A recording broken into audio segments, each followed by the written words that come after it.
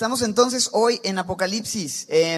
Tuvimos no sé si es breve, pero sí una pausa durante el mes de diciembre para tener una serie especial acerca de Navidad y las fechas de diciembre, y luego fin de año y el primer mensaje del año en el Salmo 1 con el pastor Benjamín.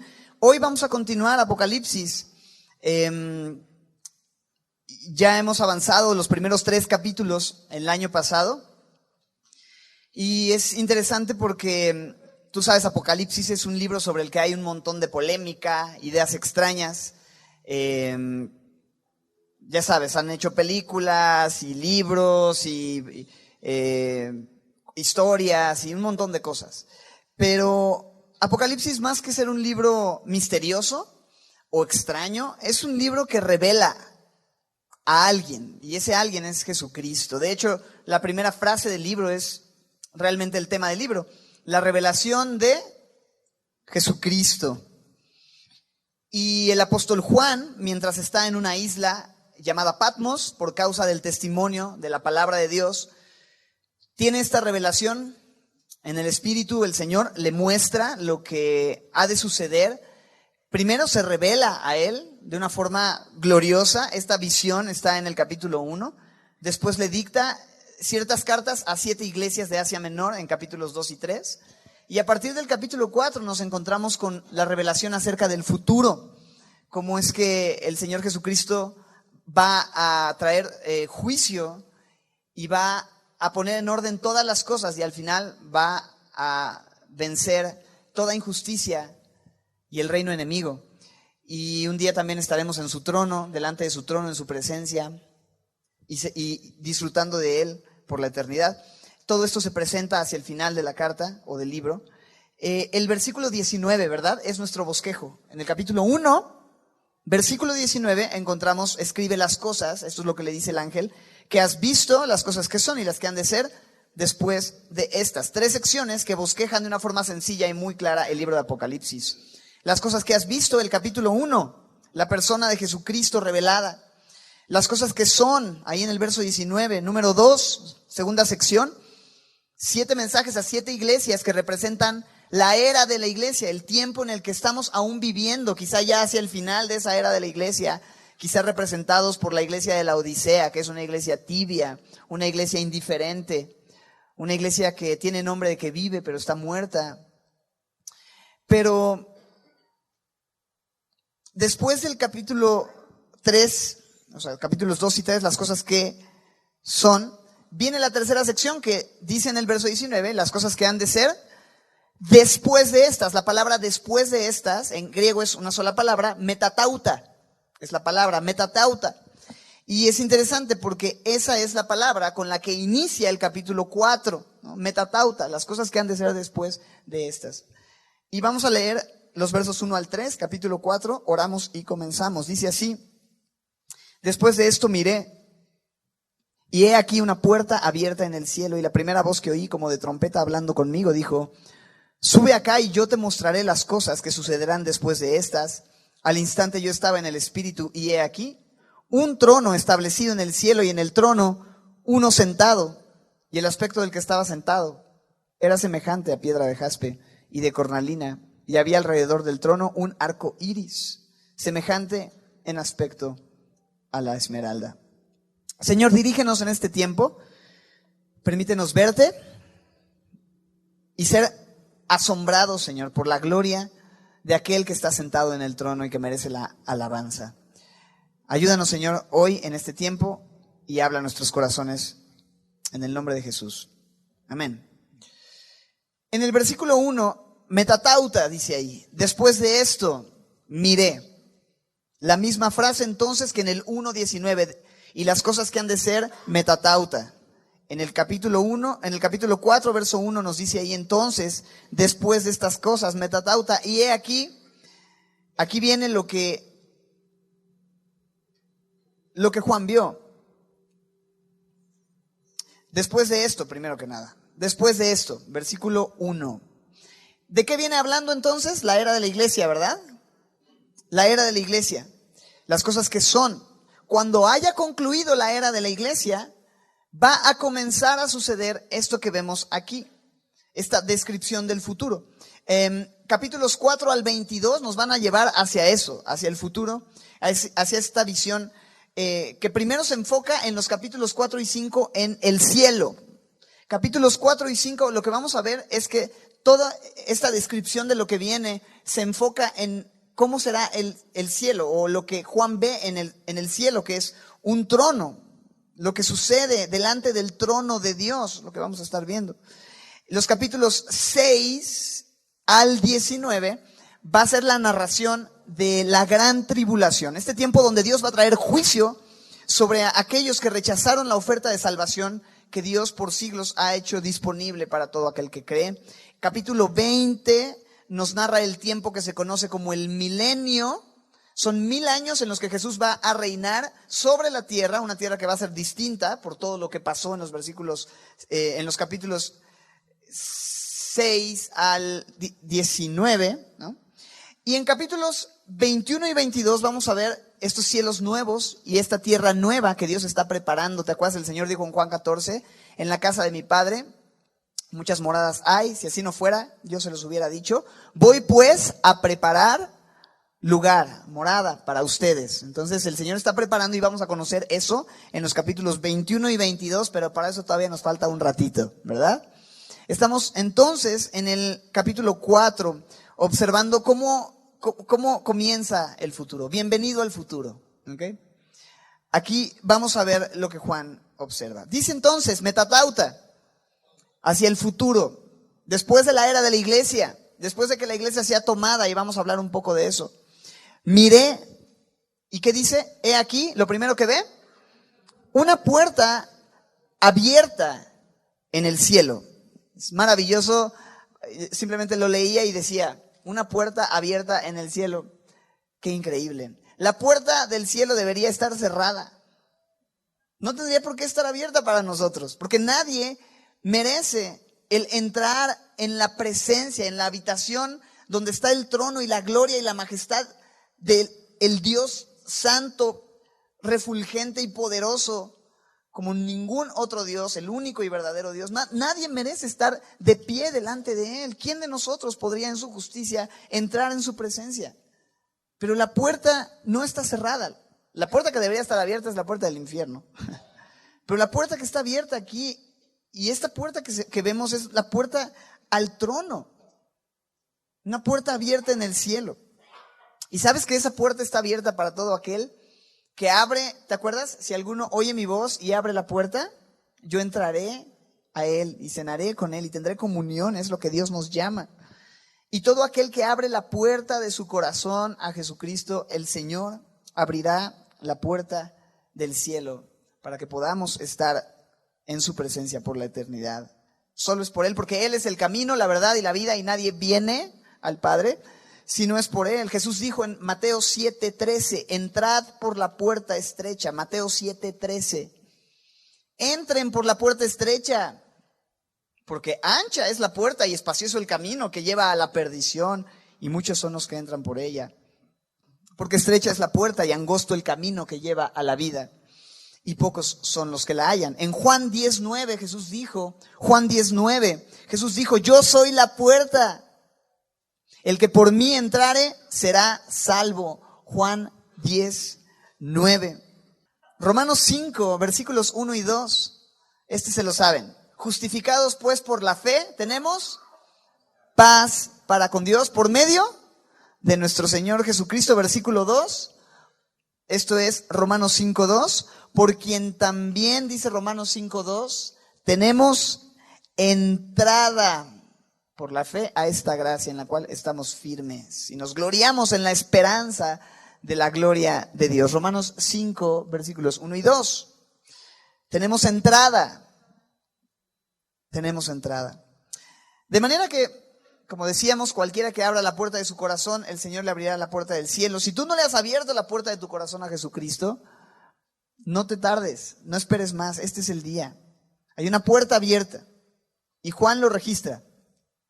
Pero no solamente ve esta puerta abierta, sino que escucha. No solamente lo ve, sino oye una invitación que se le hace. Y dice en el verso 4, en el verso 1, regresando a Apocalipsis 4, una puerta abierta en el cielo, y la primera voz que oí, como de trompeta, hablando conmigo, dijo: sube acá, y yo te mostraré las cosas que sucederán después de estas. Muy interesante, la primera voz que oí, como de trompeta.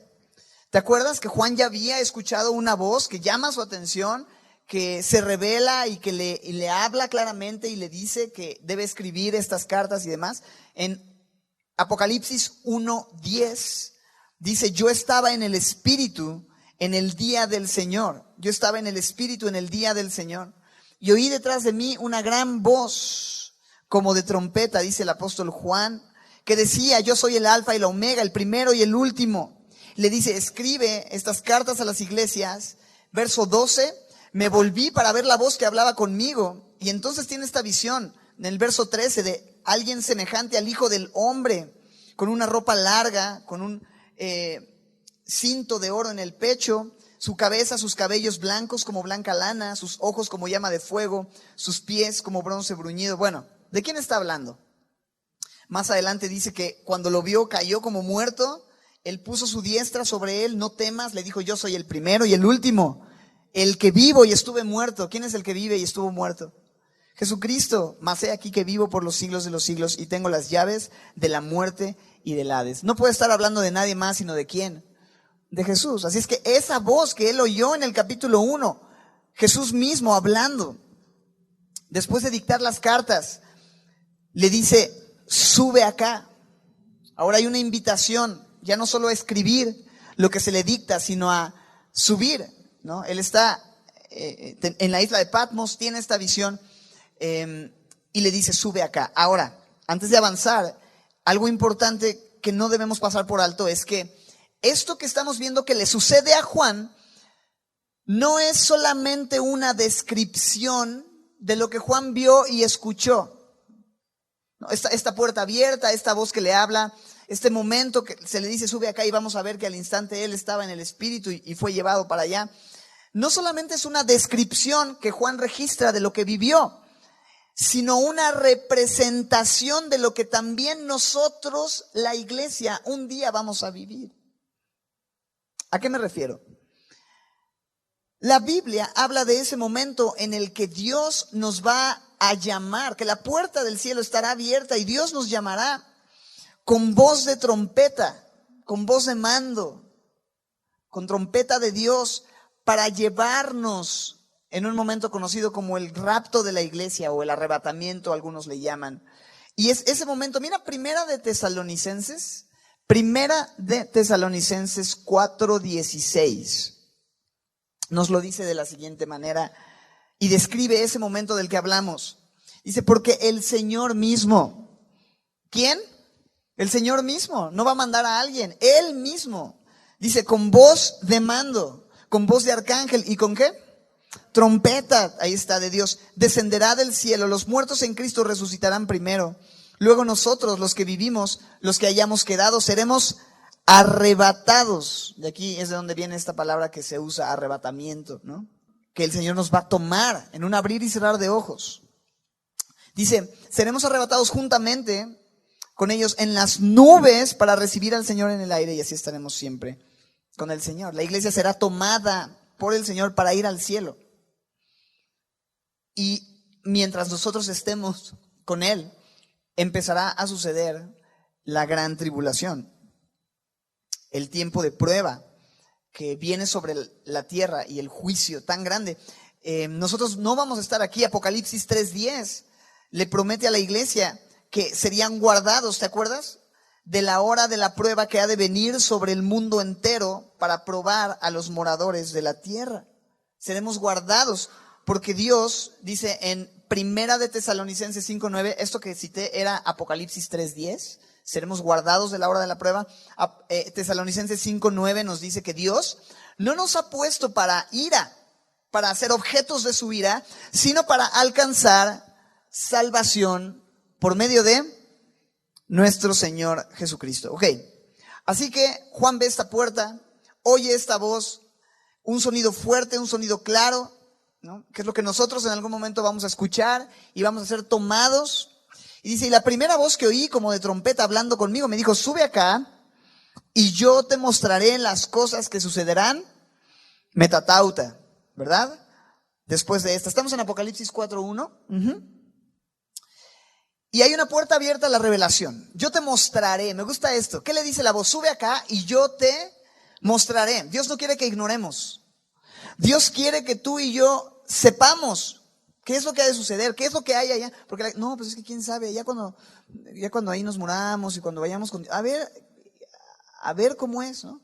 Dios ya nos ha manifestado y nos ha mostrado qué es lo que sigue. Que hay un trono. Mira lo que dice ahí. Yo te mostraré. Antes de avanzar, esta palabra es la misma que en el 1:1 leemos de Apocalipsis, cuando dice que Dios le dio a su siervo Juan para manifestar a sus siervos las cosas que deben suceder pronto. Manifestar es la misma palabra, lo que te mostraré.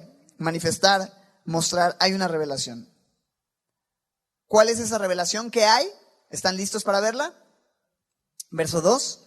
Al instante yo estaba en el Espíritu. Al instante. Escucha esta voz. Ve esta puerta, escucha esta voz. Hay una invitación y dice, al instante yo estaba en el Espíritu. Al instante. Que también me hace pensar en el momento del rapto. Porque así será cuando el Señor nos llame. Cuando el Señor diga, sube acá. En un abrir y cerrar de ojos, Primera de Corintios 15, 51 y 52. Primera de Corintios 15, 51 y 52. Al instante. He aquí les digo un misterio.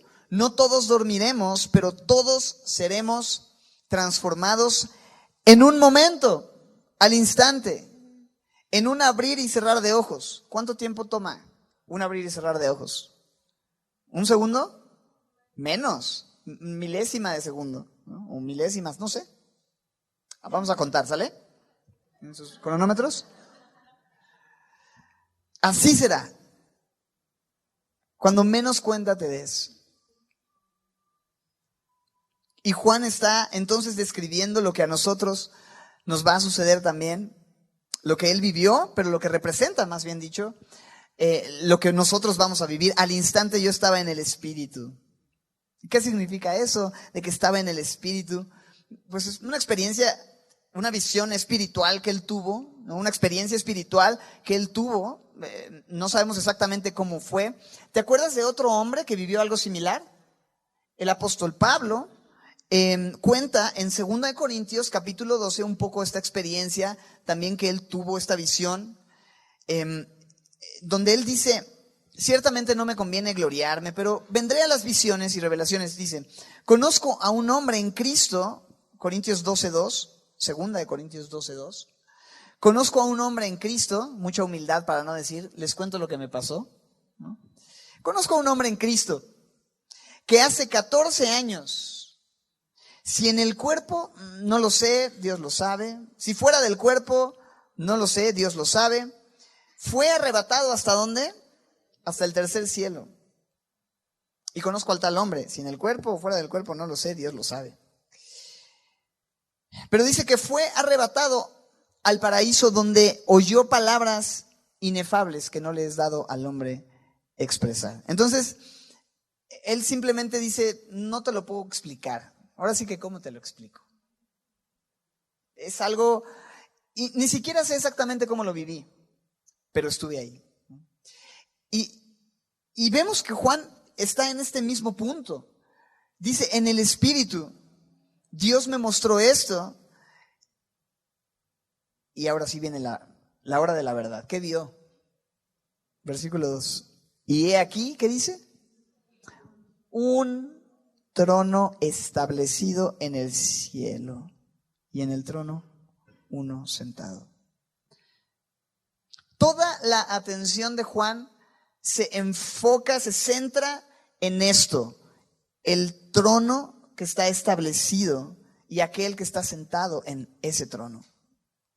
Capítulos 4 y 5 vamos a estar viendo eso, el trono de Dios, ¿no? Tiene sí su enfoque en el cielo, pero su foco central es el trono, la gloria del trono. ¿Cómo se ve el trono? Lo que hay alrededor del trono, lo que hay delante del trono, lo que está sucediendo en el entorno del trono. Hay un trono. Un trono. Esto es tremendo. ¿Qué es lo que tú y yo vamos a ver cuando seamos llevados allá? Un trono. Hay un trono. Y me pongo a pensar, qué sorpresa se van a llevar los ateos, ¿no es así? Qué sorpresa se van a llevar todos aquellos que niegan la existencia de Dios, todos los que abrazan estos sistemas que proponen que no hay un Dios en el cielo, que no hay un trono, que no hay quien gobierne, que no hay quien juzgue, que no hay un origen, un destino, que somos así producto de la casualidad. La Biblia dice que hay un trono y en el trono hay uno sentado. Aquel que vive y reina por los siglos, que es Rey de reyes y es Señor de señores y está sentado en el trono celestial. ¿Y qué implica hablar de un trono? Un trono es un asiento de poder, implica autoridad, un asiento de control, de dominio, de autoridad sobre todo. Y la Biblia habla en repetidas ocasiones acerca de este trono y lo describe de diferentes maneras. Salmo 9:4. Dice, has mantenido mi derecho y mi causa. Hablando a Dios, te has sentado en el trono. ¿Qué dice? Juzgando con justicia. Es un trono que es para juzgar y es para juicio. Él puede determinar qué hacer. Con justo juicio juzgará. Salmo 89:14. Justicia y juicio. Salmo 89:14. Justicia y juicio son el cimiento de tu trono.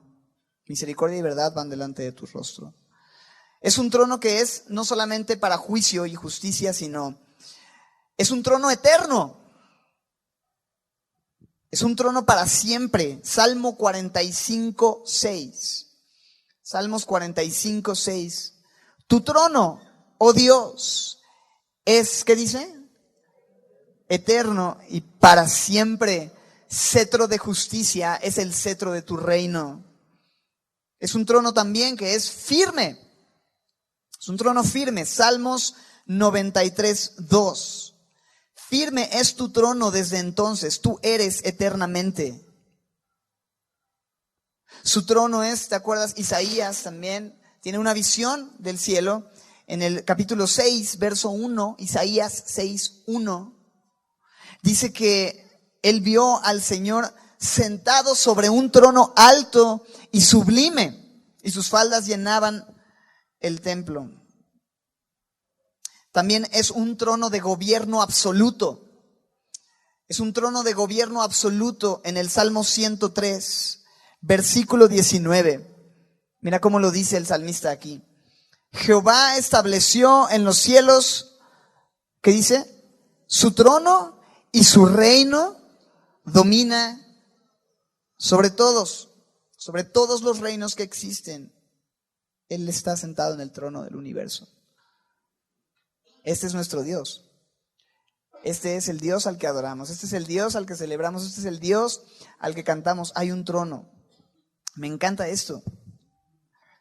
Un trono.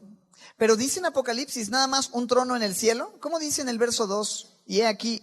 ¿No? Para empezar, el he aquí, ¿no? Es como, fui llevado al tercer cielo y he aquí, ¿no? ¿Qué es lo que? Esto es lo más importante. He aquí denota enfoque, ¿no? Denota sorpresa sobre algo. He aquí. ¿Qué es lo que hay? He aquí. Un trono. Es como cuando Juan el Bautista dice, he aquí el Cordero de Dios que quita el pecado del mundo. Este es el Cordero. O sea, quiten su enfoque de todo. He aquí está lo que necesitan. Es lo mismo en la visión celestial de todo lo que hay. Lo importante y lo central, he aquí un trono. Dice nada más, un trono en el cielo. ¿Qué dice? Un trono establecido en el cielo. Esto es muy importante porque Juan escribe en tiempos donde la iglesia está padeciendo terrible persecución. La persecución más dura que quizás se ha enfrentado en la historia de la iglesia. Y obviamente esto no les permitía tener algún tipo de estabilidad. Pablo llega a expresar en alguno de sus escritos, cada día muero, ¿no? Es decir, voy a la cama y no sé si voy a despertar al día siguiente. Pero vemos cómo es que mientras la apariencia de este mundo se desvanece y pasa y envejece como una vestidura, Juan ve un trono establecido. La palabra establecido me habla de enterrado o sembrado, inamovible o inconmovible. El trono de Dios es inconmovible. ¿Y cuánta esperanza trae esto a los creyentes del primer siglo que fueron los primeros en leer y escuchar estas palabras de esta profecía de Apocalipsis, bienaventurados, ¿no? Y ven esto, hay un trono establecido, inconmovible, y en ese trono hay uno que reina por los siglos de los siglos. ¿No te da a ti también el día de hoy en cualquier situación que estés viviendo esperanza de saber que Dios está en control? Porque eso es lo que implica. Un trono establecido habla de que Él está en control de todo, en que Él gobierna y el que Él sabe lo que está pasando perfectamente. Y aunque a veces uno piensa, es que Señor, ¿qué pasa aquí? Te levantaste y te ocupaste en otra cosa, ya no estás en el trono. Él está sentado y nada lo puede mover. De su trono no se va a mover. Y me encanta que el verso 2 concluye diciendo, y en el trono uno sentado. Porque no nada más es la silla de poder vacía, sino el único que es digno de sentarse en esa silla. Porque ¿quién puede sentarse a gobernar en el universo? Que te digan, oye, pues ahí está la vacante, ¿no?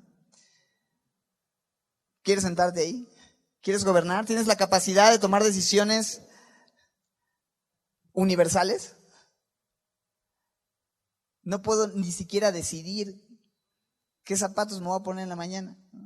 Digo, pues tengo nada más unos.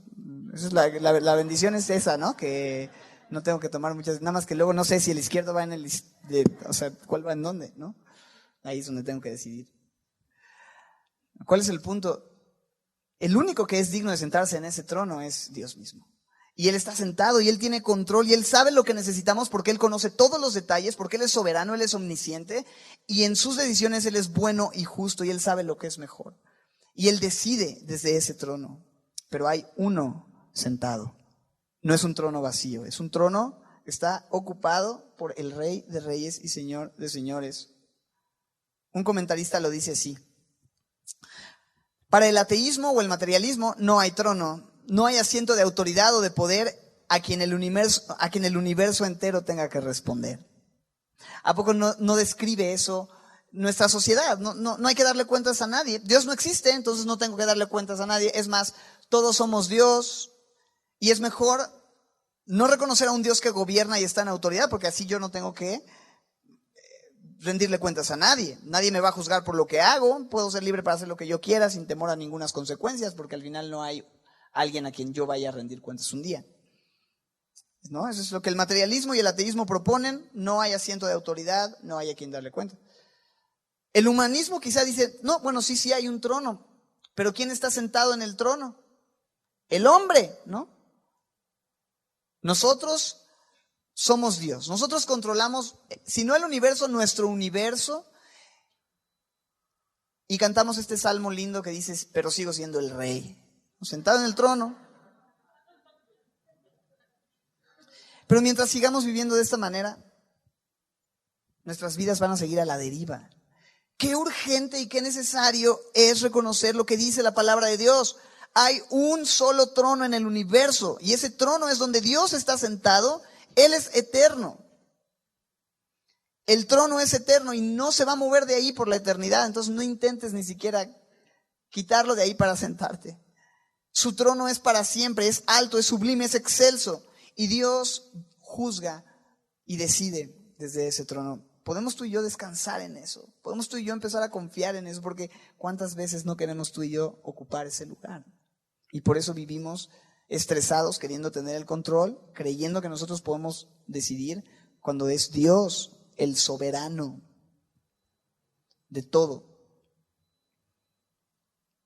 Mira lo que describe en el versículo 3 acerca de lo que ve y el aspecto del que estaba sentado en ese trono. Dice que era semejante el aspecto de ese uno sentado a piedra de jaspe y de cornalina. Muy interesante, ahora vamos a verlo. Alrededor del trono un arco iris, semejante en aspecto a la esmeralda. Nota que dice semejante a, semejante en. ¿Por qué? Porque Juan está describiendo cosas que nunca ha visto, que son difíciles de explicar, con los recursos que tiene y las cosas que conoce. De manera que semejante a, no es que sea literalmente algo, cuando hay en la Biblia estas frases como un, semejante a, este tipo de cosas nos permiten entender que está hablando en una forma alegórica, ¿no? Hay cosas que si la Biblia no dice semejante a, son literales, ¿no? Pero en este sentido vemos que Juan está observando esta gloria, lo que él está describiendo es la gloria de aquel que es semejante, o está intentando describir la gloria de aquel que está sentado en el trono, mejor dicho.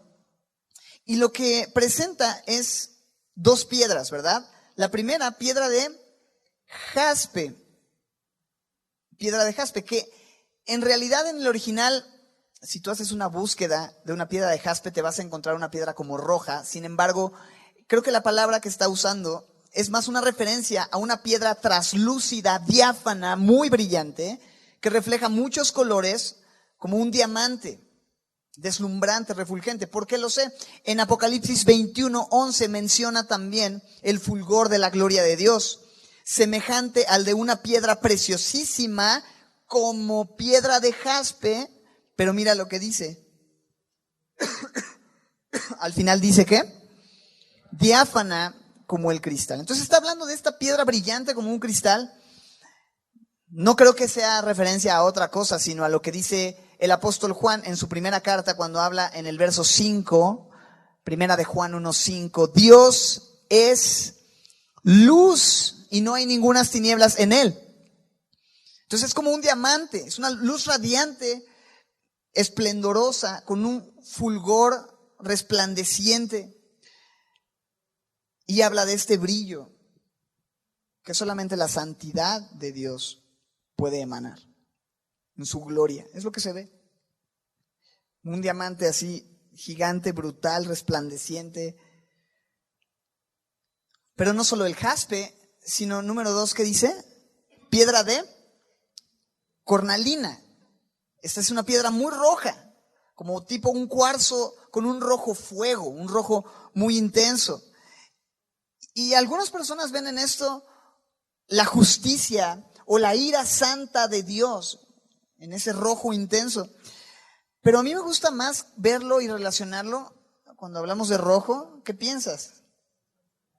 La sangre de nuestro Señor, el precio que nuestro Señor pagó por nuestro rescate con esa sangre preciosa.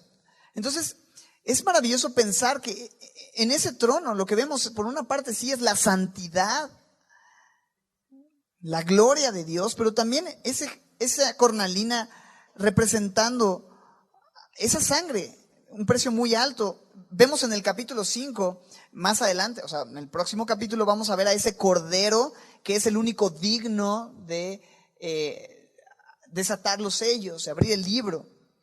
Y es un cordero que se presenta, un corderito como inmolado, ¿no? Lo que él ve es eso. Quizá todavía con las marcas de su sacrificio o aún quizá ensangrentado, ese rojo, ¿no? Entonces, podemos entenderlo de esta manera. Su santidad y su gloria en el jaspe y en la cornalina, su gracia y su amor al enviar a su Hijo Jesucristo a morir por nuestros pecados. Pero me encanta cómo en el versículo 3 hacia el final habla de lo que hay alrededor del trono, ¿verdad? Y dice ahí entonces, el aspecto del que estaba sentado era semejante a piedra de jaspe, de cornalina, pero lo que rodea ese trono, dice ahí, es un arco iris, semejante en aspecto a la esmeralda. ¿A poco no ver un arco iris es algo tremendo? Es algo hermoso. Digo, no pretendo explicar mucho científicamente, pero entiendo que los rayos del sol pasan por el agua y la luz atraviesa el agua y se proyecta de esa manera en diferentes colores y se ve brutal. Pero debemos recordar de dónde viene ese arco iris, ¿no? Ahora, este año he estado leyendo el libro de Génesis y pasé por el capítulo 9 apenas. Y me llamaba la atención una vez más, ¿no? Esto que el Señor hace justo después del diluvio. ¿Recuerdas cómo es que el Señor decide traer juicio por toda la maldad? Cómo había crecido y se había multiplicado la maldad. Y el Señor le dolió en su corazón haber creado y decidió traer juicio para que la maldad... Es como un cáncer, ¿no? Si tú no cortas el cáncer, ¿qué va a hacer? Va a terminar destruyendo todo. Y tuvo que tomar esta decisión, pero Noé halló gracia delante de Dios. Y Dios le mandó el construir esta arca, y Dios preservó su vida, trajo juicio por medio de agua. Pero después de que salen del arca, en el versículo 12 de Génesis 9, leemos lo que Dios dice. Esta es la señal del pacto que yo establezco, Génesis 9:12, que yo establezco entre mí y vosotros y todo ser viviente que está con vosotros por siglos perpetuos. Ahí está la duración de este pacto. ¿Cuál es la duración? ¿Cuál es la caducidad de este pacto? No tiene, es por siglos perpetuos. Dice, mi arco he puesto en las nubes. Me encanta lo de mi arco, ¿verdad? ¿De quién es el arco iris? De Dios, es su arco. He puesto en las nubes, el cual será por señal del pacto entre mí y la tierra. Y sucederá que cuando haga venir nubes sobre la tierra, se dejará ver entonces mi arco en las nubes, y me acordaré del pacto mío que hay entre mí y vosotros y todo ser viviente de toda carne, y no habrá más diluvio de aguas para destruir toda carne. Estará el arco en las nubes, y lo veré, y me acordaré del pacto perpetuo entre Dios y todo ser viviente con toda carne que hay sobre la tierra. Así que cuando tú y yo vemos ese arco iris, ¿qué es lo que vemos? Misericordia, ¿verdad? Es un pacto, es una señal de misericordia, de fidelidad, del amor de Dios.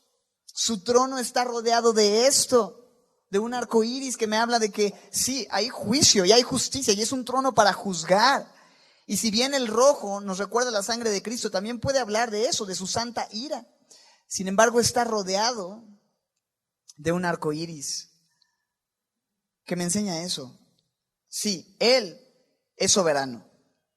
Si hay un trono, Él es soberano y Él puede decidir y Él puede hacer como Él quiera. Pero el arco iris me hace ver cuál es el cuadro dentro del que Él va a actuar en esa soberanía. Que Él no va a ir en contra de su naturaleza y su carácter, que sí es soberano, justo, pero también es misericordioso y lleno de gracia y de fidelidad para con nosotros. Y eso nos tiene que dar confianza, porque de pronto alguien podría tener inquietud. Ok, Dios hace lo que quiere, cuando quiere, porque Él es el Rey, porque Él es el Señor. Sí, pero debemos saber que el arco iris nos habla de que Él va a actuar siempre dentro de los límites de la misericordia y la gracia que Él mismo estableció en su pacto.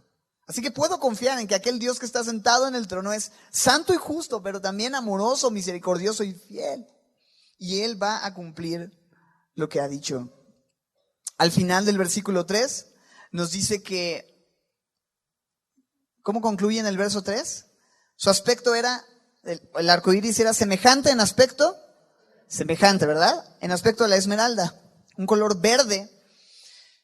Si bien esto puede representar la frescura, ¿no?, de la gracia de Dios. Porque el trono al que tú y yo nos acercamos es eso, un trono de misericordia y de gracia. Ahora, ¿qué es la gracia? La gracia es que Dios no me da lo que merezco. ¿Qué merezco? ¿Entrar por la puerta abierta y estar en su presencia como si nada pasara? ¿Qué merezco?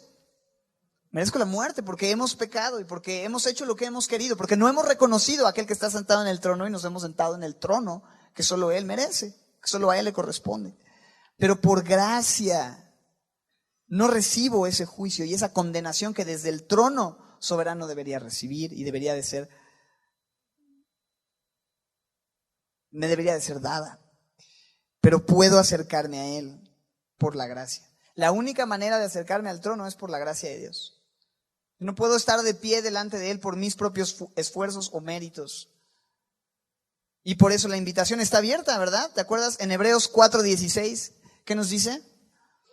Acerquémonos pues confiadamente al trono de la gracia para alcanzar misericordia y hallar gracia para el oportuno socorro. Así es que hoy hay gracia y misericordia en el trono de Dios. No tengo que esperar al futuro para ir al trono de la gracia. La invitación es a que hoy mismo me acerque y entre en su presencia. Y Él quiere llevarme a ese lugar. Él ha hecho todo para que yo pueda estar en ese lugar. Él ha hecho todo para que yo pueda entrar delante del trono.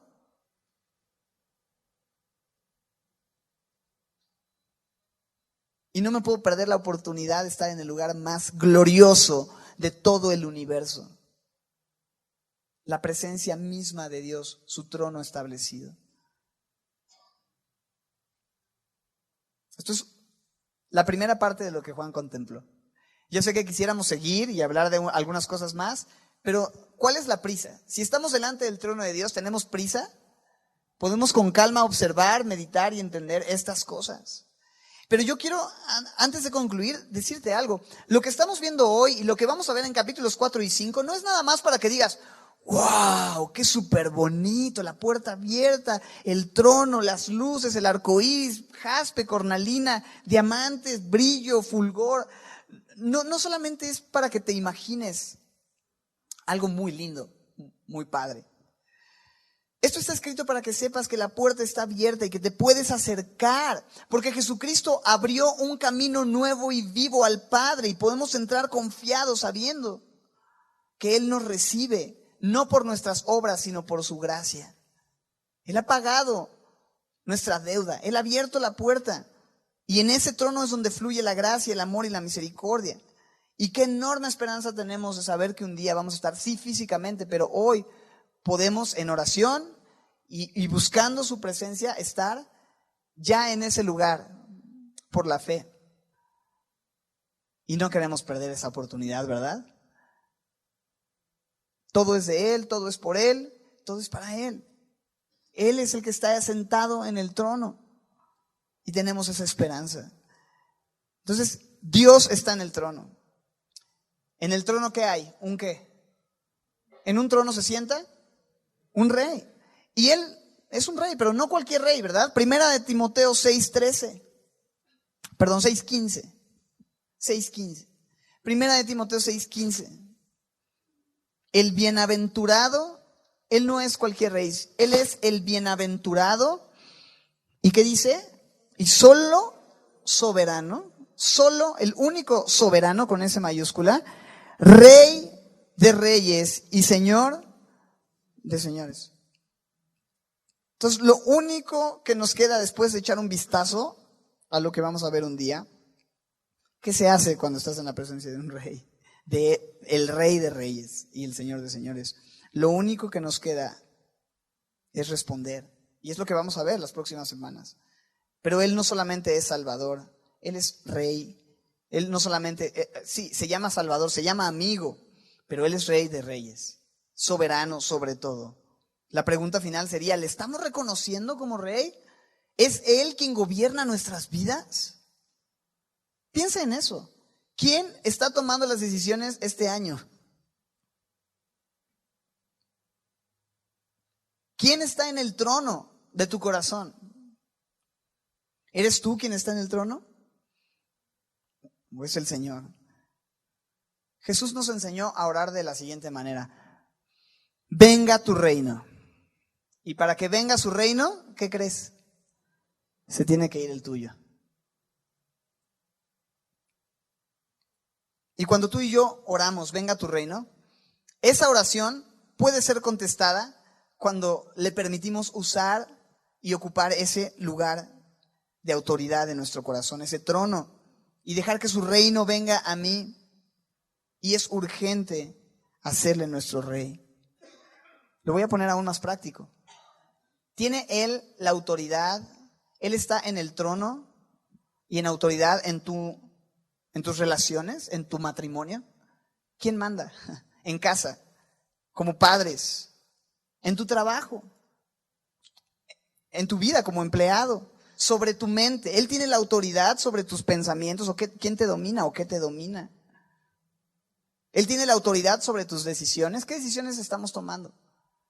¿Quién está decidiendo? ¿Es realmente Él quien ocupa el trono en cada aspecto de nuestras vidas? Tenemos que pensar en eso. Él es el Rey de reyes. Él es el Señor de señores. Y vamos a ver la respuesta de estos 24 ancianos representando, y me estoy adelantando un poco, pero a la iglesia, que dice en el verso 10, en este mismo capítulo: adoran al que vive por los siglos, echan sus coronas delante del trono y dicen: eres digno de recibir la gloria y la honra y el poder, porque tú creaste todas las cosas y por tu voluntad existen y fueron creadas. Y quizá tú y yo leemos esto y decimos: bueno, sí, claro, eso es metatauta, ¿verdad? Después de la era de la iglesia, ahorita nosotros nos encargamos. Mis hermanos, no tenemos que esperar hasta Apocalipsis 4. No tenemos que esperar hasta el futuro para venir delante del trono y rendir nuestras vidas.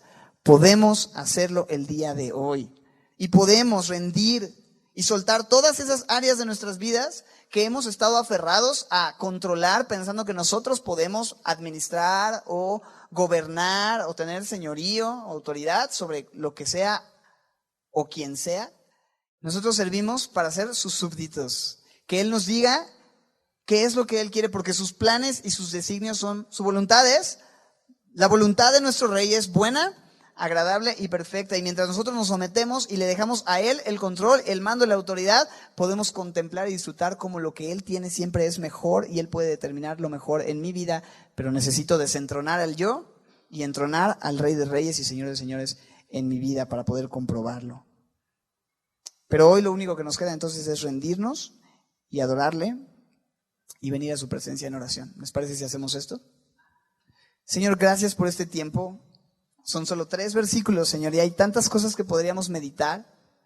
Hay tantas cosas que podríamos hacer al ver y contemplar tu majestad.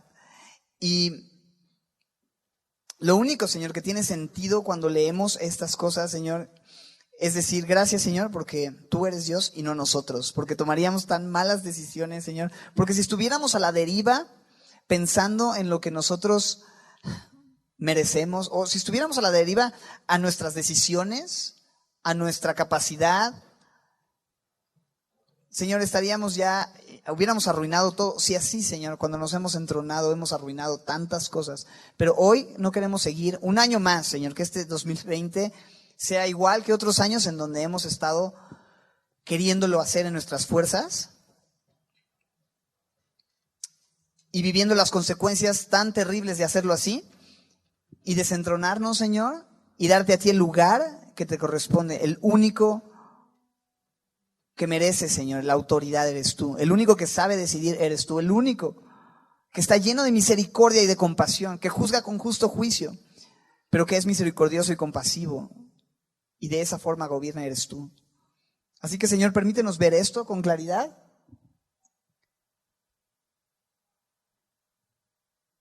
Permítenos, Señor, entender tu amor de esta manera. Y abre, Señor, nuestro corazón para reconocer quién eres tú, Señor. Muchos de nosotros no podemos verlo. Muchos de nosotros no podemos entender las implicaciones de tu gobierno, Señor. Pero tú no nos has llamado a entender, sino a obedecer. Y tú hoy nos estás diciendo que eres el que está sentado en el trono del universo y quieres hacerlo en nuestro corazón. Queremos obedecer eso, Señor. Quitarnos de ahí y permitirte a ti ser el Rey. Mientras eso sucede, Señor, nos rendimos en adoración y pensamos en lo que habremos de ver y disfrutar en aquel día cuando estemos en tu presencia. Te invito a estar de pie. Acompáñame, ponte de pie. Sigamos con esta misma actitud de oración y vengamos a su presencia. Señor, gracias por este tiempo. Te cantamos, te adoramos y te bendecimos en el nombre de Cristo Jesús.